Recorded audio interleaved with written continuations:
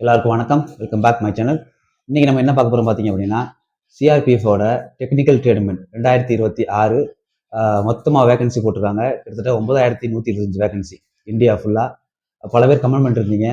அப்போ வந்து சிஆர்பிஎஃப்ல டெக்னிக்கல் ட்ரேட்மெண்ட் எப்போ வேகன்சி இஷ்யூ பண்ணுறாங்க, பிஎஸ்எஃப்ல போட்டாச்சு, எஸ்எஸ்பியில் போட்டாச்சு, ஐடிபிபியில் எஸ்எஸ்எஃப்ல போட்டாச்சு. இந்த மாதிரி பல ஃபோர்ஸில் அடிக்கடி கண்டினியூவாக ஏப்ரல் மேல வந்து கண்டினியூவாக exam, notification out or date, அந்த மாதிரி பல விஷயங்கள் நடந்து போயிட்டு இருக்கு. நான் எல்லா வீடியோ மேக்ஸிமம் போட்டிருக்குன்னு நினைக்கிறேன்.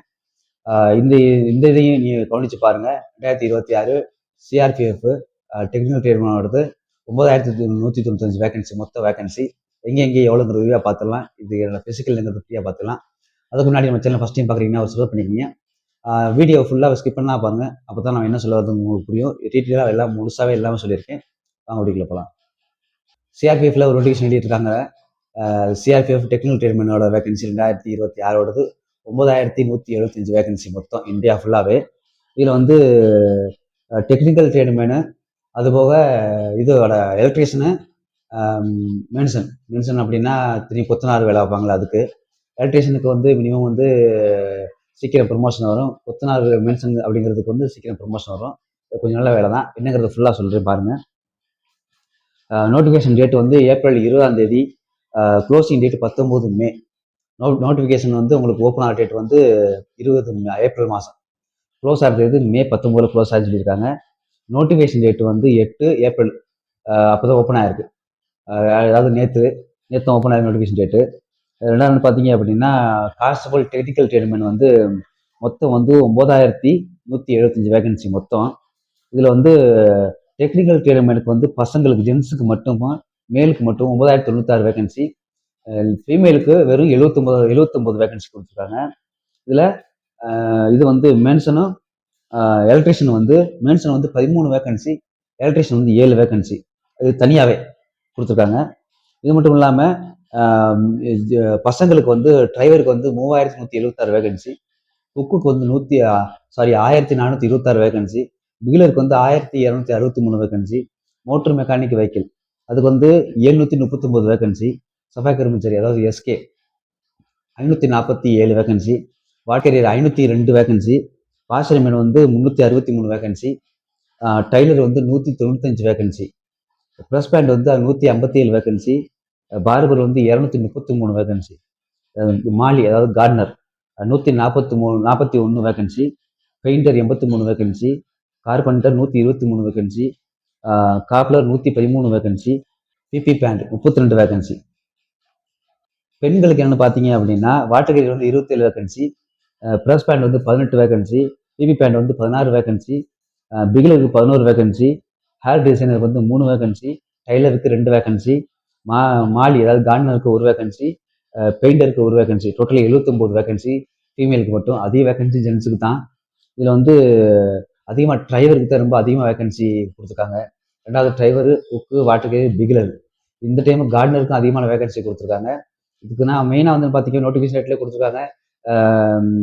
டிரைவருக்கு ஹெவிலன்ஸ் வேணுங்கிறது எல்லாத்துக்குமே தெரிஞ்சிருக்கும். இந்த மாதிரி பல ஃபர்ஸ்ட் வந்து இந்த இதில் எஸ்எஸ்பியில் ட்ரேட்மெண்ட்க்கு வந்து எல்லாத்துலேயுமே எக்ஸ்பீரியன்ஸ் சர்டிஃபிகேட்டு, அது போக வந்து ட்ரிபிள் முடிச்ச சர்டிஃபிகேட் இல்லை ஐடிஐ முடிச்ச சர்டிஃபிகேட்லாம் எடுத்துருப்பாங்க. ஆனால் சிஆர்பியில் பொறுத்தளவில் இதெல்லாம் எதுவுமே இண்டிகேட் பண்ணவே இல்லை.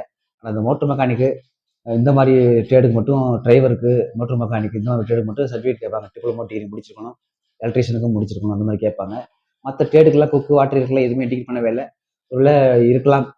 குக்காக இருக்கீங்க, குக்கில் நீங்கள் உள்ளே போய் பாஸ் ஆக ஆசைப்படுறீங்க, இல்லை உள்ளே போகணும், உங்களுக்கு குக்கு வேலை தெரியும் அப்படின்னா, அதாவது கேட்டரிங் சர்வீஸில் நீங்கள் வந்து சர்வீஸ் பண்ணியிருக்கணும், நீங்கள் டிகிரி ஏதாவது கோர்ஸ் முடிச்சிருக்கணும் அப்படின்னு சொல்லி இண்டிகேட் பண்ணியிருப்பாங்க. அதில் எதுவுமே குறிப்பிடலை எதுவுமே. ஆனால் மினிமம் அந்த எக்ஸ்பீரியன்ஸ் கண்டிப்பாக ட்ரேடர்ஸில் செக் பண்ணுவாங்க, அது கம்பல்சரி. ஏஜ் என்னன்னு பார்த்துடலாம். கான்ஸ்டபிள் டிரைவருக்கு மட்டும் 21லேருந்து 27 வயசு வரைக்கும், அதாவது 2/1/1999 1/1/2005 அது வரைக்கும் அட்டன் பண்ணலாம் சொல்லி இண்டிகேட் பண்ணியிருக்காங்க. அதுவும் மற்ற ட்ரேடு, டிரைவர் தவிர்த்து மற்ற ட்ரேடு எல்லாமே 18லேருந்து 23 வயசு வரைக்கும் நீங்கள் அட்டன் பண்ணலாம். அது எப்போதும் போல் கவர்மெண்ட் ரூல்ஸ் இருக்குது. ஏஜ் ரிலாக்ஸேஷன், வயது தளர்வு, எஸ்சி எஸ்டிக்கு 5 வருஷம், ஓபிஎஸ்சிக்கு 3 வருஷம். அப்போ நீங்கள் கணக்கு பண்ணிக்கிங்க எத்தனை வருஷம் ஆகுது அப்படின்னு. நீங்கள் எக்ஸ்பீரியன்ஸ் இருந்தீங்க அப்படின்னா, சர்வீஸ் முடிச்சு ரிட்டையர்ட் ஆகி ஒரு 3 வருஷத்துல நீங்கள் இருக்கீங்க அப்படின்னா நீங்கள் இதை ட்ரை பண்ணலாம். அதுக்கு உங்களுக்கு அவைலபிலிட்டி இருக்குது. வந்து நான் முன்னாடி சொல்லியிருக்கேன், ஹெவி லைசன்ஸு கண்டிப்பாக படிச்சு ஹெவி லைசன்ஸ் கண்டிப்பாக இருக்கணும். ட்ரேட் டெஸ்ட் ஓட்டி காமிக்கணும். மோட்டர் மெக்கானிக் வெஹிக்கிள் வந்து மினிமம் 10th பாஸ் பண்ணியிருக்கணும். 2 வருஷம் ஐடி சர்டிஃபிகேட் பிடிச்சிருக்கணும். அது போக 1 வருஷம் எக்ஸ்பீரியன்ஸ் கண்டிப்பாக இருக்கணும் அப்படின்னு சொல்லி இண்டிகேட் பண்ணியிருக்காங்க. அதுபோக மற்ற ட்ரேடிஸ்ட்டுக்கு எல்லாமே எதுவுமே நீங்கள் எக்ஸ்பீரியன்ஸ் போய் எடுத்துருக்கணும், டீல் முடித்து அதாவது நீங்கள் எக்ஸ்ட்ரா கோர்ஸ் படிச்சிருக்கணும் அப்படிங்கிற டீல் பண்ணவே இல்லை. மற்ற எல்லா கோர்ஸ்லையுமே கண்டிப்பாக சர்டிஃபிகேட் கேட்டிருப்பாங்க. நான் அட்டன் பண்ணும் போதெல்லாம் வந்து எக்ஸ்பீரியன்ஸ் சர்டிஃபிகேட்லாம் கேட்க கிடையாது.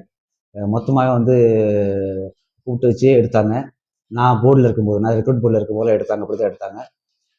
இப்போ வந்து இப்போ எக்ஸ்பீரியன்ஸ் சர்டிஃபிகேட்டு இல்லை நீங்கள் ஐடிஐ கோர்ஸ் முடிச்ச சர்டிஃபிகேட்லாம் கேட்குறாங்க. ஆனால் இதில் வந்து மென்ஷன் பண்ணல. இதில் கேட்கறதுக்கான வாய்ப்புகள் இருக்குது. இருக்குன்னு இல்லைன்னு சொல்ல முடியாது.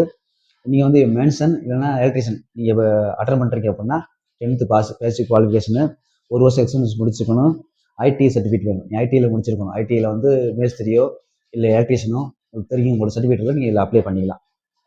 இதுதான் மெயினாக குறிச்சிருக்காங்க. கிட்டத்தட்ட 9125 வேகன்சி, பெரிய வேகன்சி.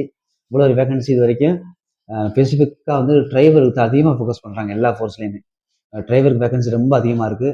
அதனால் நீங்கள் முடிஞ்ச ஹெவி செஞ்சுருந்தீங்கன்னா கண்டிப்பாக ட்ரை பண்ணுங்கள். இந்த வீடியோ எல்லாருக்கும் ஷேர் பண்ணி சொல்லுங்கள். அடுத்த ஒரு சூப்பரான ஒரு வேகன்சி சந்திப்போம். நன்றி.